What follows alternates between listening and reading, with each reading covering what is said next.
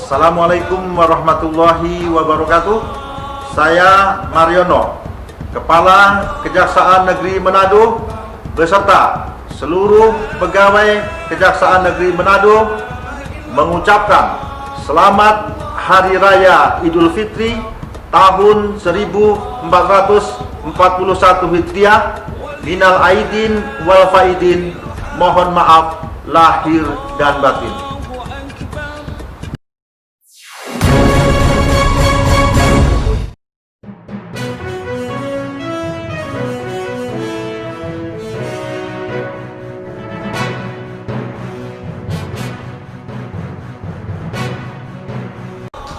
Saya Staniso SE, Direktur Utama bersama keluarga besar Perusahaan Daerah Pasar Kota Manado mengucapkan Selamat Hari Raya Idul Fitri tahun 1441 Hijriah.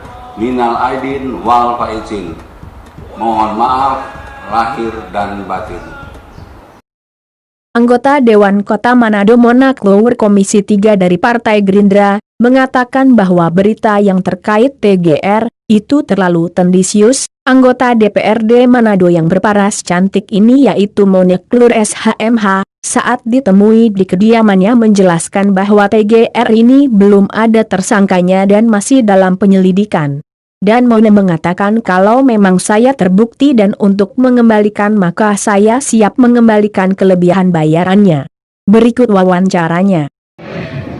Jadi masalah TGR yang beberapa hari belakangan ini marak di media sosial maupun media cetak, saya ingin sampaikan dalam kesempatan kali ini bahwa pemberitaan yang ada di media yang sudah saya baca, redaksinya bahkan isinya itu benar seperti yang dikatakan rekan-rekan saya, bahwa berita itu terlalu tendensius. Kenapa saya katakan demikian? Karena media yang memuat bahasa-bahasa seperti yang kita baca bersama ini adalah media yang akhirnya akan menggiring opini publik agar supaya masyarakat bisa mencerna atau memberi pemahaman kepada masyarakat bahwa anggota DPRD benar melakukan tindakan korupsi seperti yang masyarakat pikirkan dengan analisa mereka secara pribadi. Sebenarnya dari sisi aturan sah-sah saja ketika ada pemberitaan demikian. Tapi ini saya melihatnya seperti kasus ikan asin yang baru-baru ini menjadi fenomenal di kalangan masyarakat. Kenapa saya katakan demikian? Karena kata-kata ini memang tidak ada implikasi hukum kalau dari kacamata saya secara pribadi.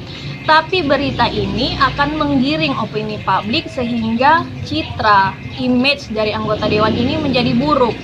Yang harus saya sampaikan pada kesempatan kali ini bahwa media ini harus menjadi fasilitator yang baik.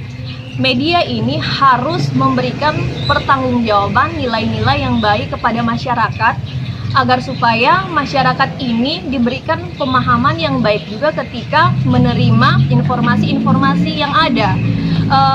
Saya rasa media yang ada pada saat ini semangat kita sama bahwa ingin mencerdaskan masyarakat, mencerdaskan anak-anak bangsa, memberikan pemahaman edukasi-edukasi yang baik melalui berita-berita yang harusnya konkret, yang harusnya akurat untuk bisa dipublikasikan kepada masyarakat.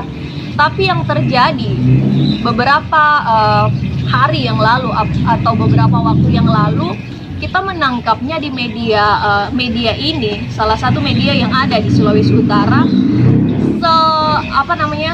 media sebesar itu, media se-eksis itu. Kenapa beritanya seperti itu? Benar yang dikatakan teman-teman saya bahwa mereka merasa dicemarkan nama baiknya, mereka merasa dirugikan nama baiknya. Karena apa? Karena mereka punya keluarga, mereka punya rekan, mereka punya kolega.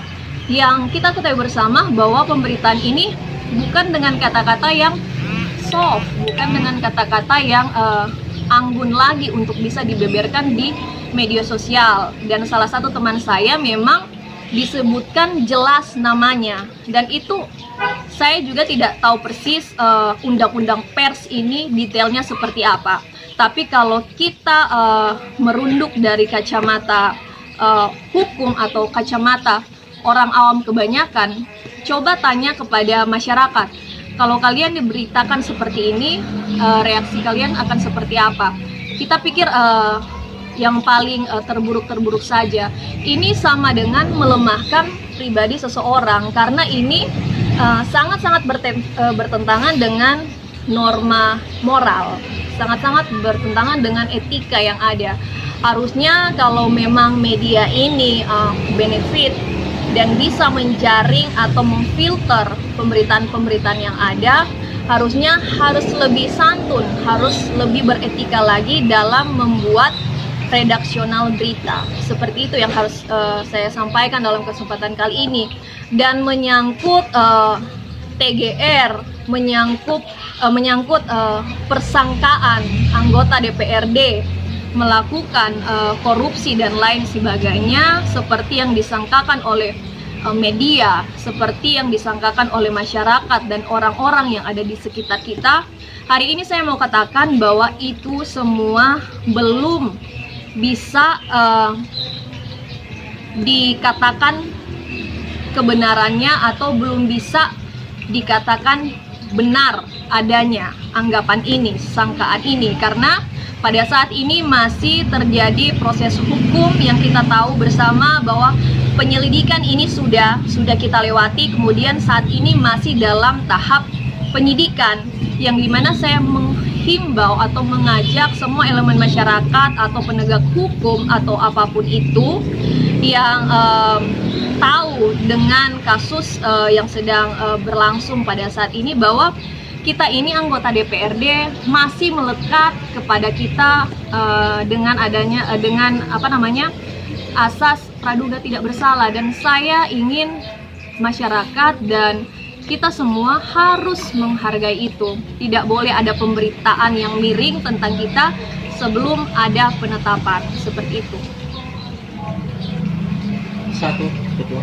Saya secara pribadi sebenarnya sangat-sangat menyayangkan sekali kalau nama kita ini terseret atau terbawa-bawa dalam dugaan korupsi yang kita sama sekali tidak tahu menahu tentang adanya aturan yang baru ini. Karena apa? Karena Perwako ini adalah ranah dari pihak eksekutif, dan tugas kita sebagai anggota DPRD hanya sebatas menerima hak kita sebagai anggota dewan seperti masyarakat atau pegawai-pegawai pada umumnya.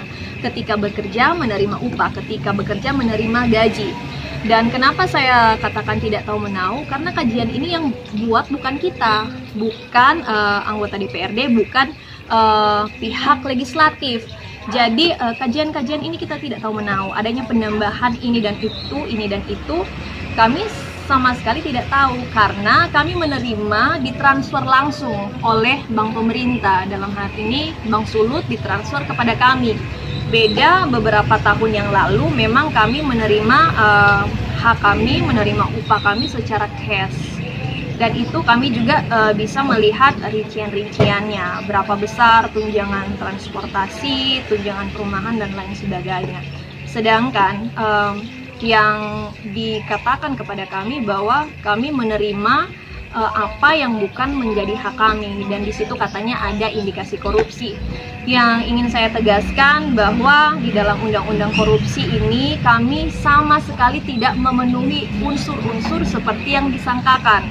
Kami hanya kelebihan membayar, dan itu juga yang dijelaskan atau diinformasikan melalui BPK pada beberapa waktu yang lalu. Sama sekali melakukan kerugian negara itu tidak ada, hanya kelebihan membayar. Dan ketika ada kelebihan bayar, masa yang disalahkan legislatif? Kan harusnya yang membuat aturan ini, yang mengkaji aturan ini, yang mengkaji Perwako ini juga dinas-dinas yang bersangkutan, dinas-dinas yang terkait, dan juga ada ACC dari bagian hukumnya Pemkot, bukan melalui kami lagi, seperti itu. Jadi ini seharusnya yang tahu menahu ini mereka, jadi harusnya lebih condong ke mereka.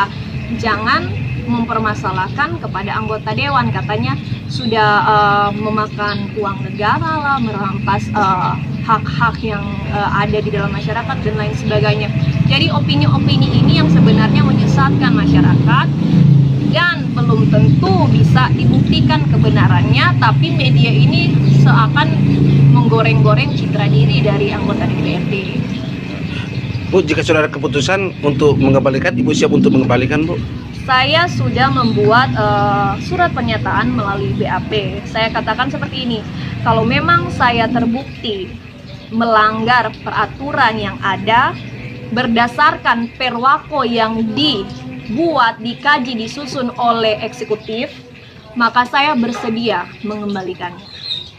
Jadi bisa paham ini, saya tidak menyebutkan bahwa yang membuat kajian itu kami, karena sama sekali kami tidak membuat kajian dan kewenangan kami tidak ada di dalam perwako ini, tapi tugas dari eksekutif.